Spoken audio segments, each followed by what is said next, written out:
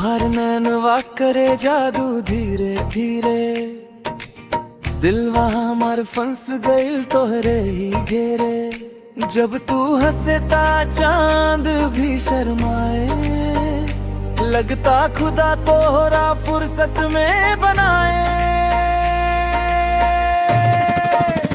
तोहर मुस्कान पे दिल हार गई नी,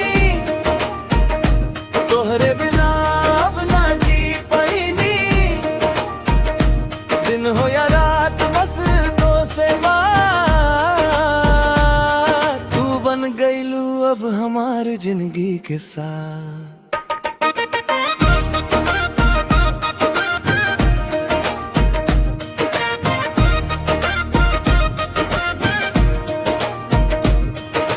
चुनरी उड़ेता हवा भी रुक जाए,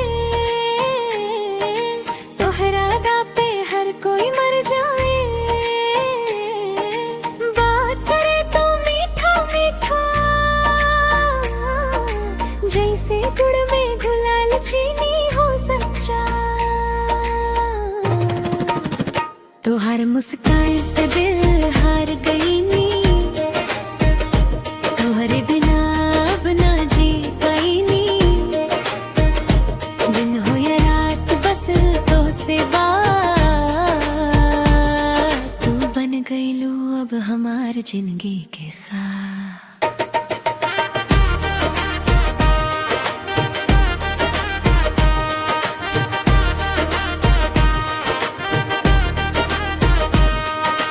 जब तू बोले खाना खैले, दिल कहे बस तू ही मिल जा।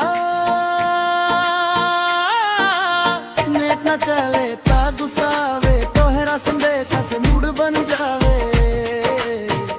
तोहर मुस्कान पे दिल हार गई नी, अब तो बस तोरे के प्यार करब सच्ची। दिन हो या